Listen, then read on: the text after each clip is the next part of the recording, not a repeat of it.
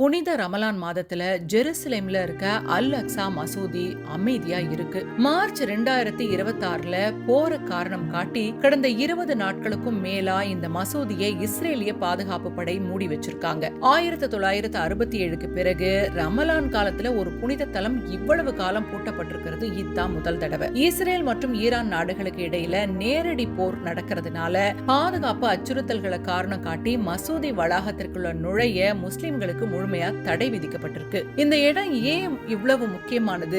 இதுக்கான காரணங்கள் பாத்தீங்கன்னா ஆயிரக்கணக்கான ஆண்டுகள் பழமையானதுன்னு சொல்லணும். யூதர்களுக்கு இது ஹர் ஹபாயித். கிமு 1000ல அரசர் சாலமன் கட்டின முதல் ஆலயம் இங்கதான் இருந்தது. பிறகு கட்டப்பட்ட 2வது ஆலயம் கிபி 70ல ரோமானியர்களால இடிக்கப்பட்டுச்சு. இதனுடைய எஞ்சிய ஒரு சுவர் பகுதி தான் இன்னைக்கு அவங்க வணங்கக்கூடிய மேற்கு சுவர், வெஸ்டர்ன் வால் அப்படின்னு சொல்லுவாங்க. இதுதான் உலகத்தோட புனிதமான மையம் அப்படிங்கிறது யூதர்களோட நம்பிக்கை. முஸ்லிம்களுக்கு இது ஹரம் அல் ஷரீஃப். கிபி 7ஆம் நூற்றாண்டுல முகமது நபி விண்ணுலக பயணம் மிராஜ் மேற்கொண்ட புனித தடம் இது. ஆரம்ப காலத்துல முஸ்லிம்கள் இந்த திசையை நோக்கி தான் தொழுதாங்க. கிபி 691ல கட்டப்பட்ட டோம் ஆஃப் த ராக் மற்றும் அல் அக்ஸா மசூதி இதெல்லாம் தான் அவங்களுடைய 3வது புனித தலம். இப்ப இருக்க போர் சூழல்ல புனித இடங்கள் கூட தாக்குதலுக்கு தப்பல.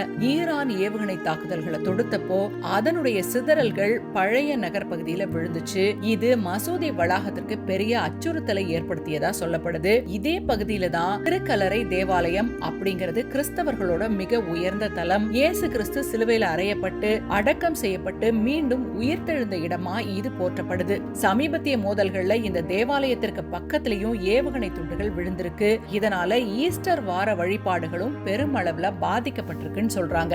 ஏன் இஸ்ரேல் மசூதியை திறக்க மறுக்குது? இதுக்கு 2 முக்கிய காரணங்களை சொல்றாங்க.